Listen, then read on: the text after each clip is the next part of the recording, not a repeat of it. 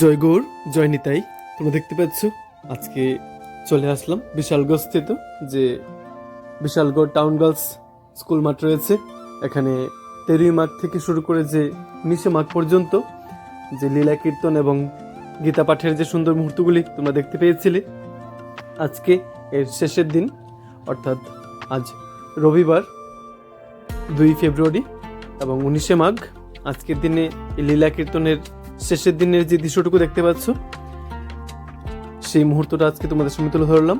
এবং কাল সকাল থেকে অর্থাৎ 20 মাঘ এবং 3 ফেব্রুয়ারি থেকে শুরু করে কিন্তু যে হরিনাম সংকীর্তন আছে, সে সুন্দর মুহূর্তটা আমরা শ্রবণ করতে পারবো, সে সুন্দর এবং মধুর সঙ্গীত আমরা শ্রবণ করতে পারবো।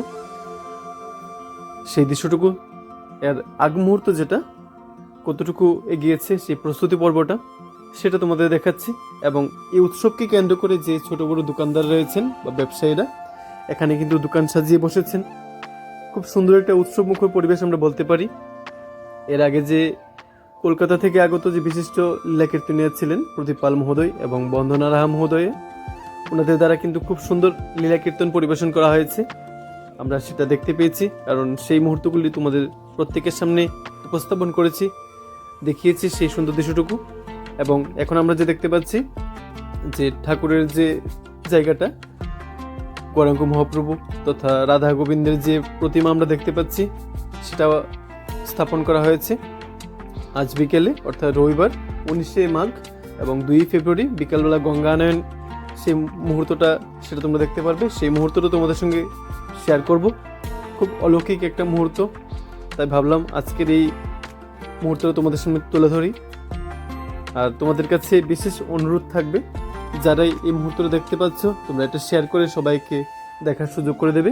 আর 19 মাঘ থেকে শুরু করে কিন্তু 72 প্রহর পর্যন্ত এখানে হরিনাম সংকীর্তন হবে। 19 মাঘ আজকে গঙ্গানয়ন হবে, কাল থেকে 20 মাঘ থেকে 72 প্রহর এখানে কিন্তু হরিনাম সংকীর্তন হবে।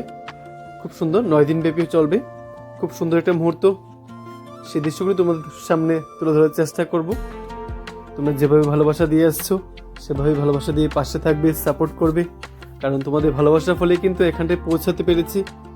সেই ফলস্বরূপ এই জায়গাটি চলে আসলাম তোমাদেরকে এই মুহূর্তটা দেখানোর জন্য। আর এখানে দেখতে পাচ্ছ আজকের দিনে অর্থাৎ 19 মাঘ শেষের দিনে যে লীলা কীর্তনের যে সুন্দর মুহূর্তটা আছে সেটা তোমাদের সঙ্গে শেয়ার করেছি। দিনের বেলার চিত্র তোমরা দেখতে পাচ্ছ, প্রচুর সংখ্যক ভক্তদের ভিড় হয়েছে এখানে, সেটা চোখে পড়ার মতো ছিল। খুব সুন্দর। তোমাদের কাছে আবারও বলছি, আজকের এই সুন্দর মুহূর্ত যদি তোমাদের ভালো লাগে অবশ্যই শেয়ার করে সবাইকে দেখার সুযোগ করে দেবে। আর তোমাদের প্রত্যেকের মঙ্গল কামনা জানিয়ে আজকের ব্লগটা এখানেই শেষ করছি।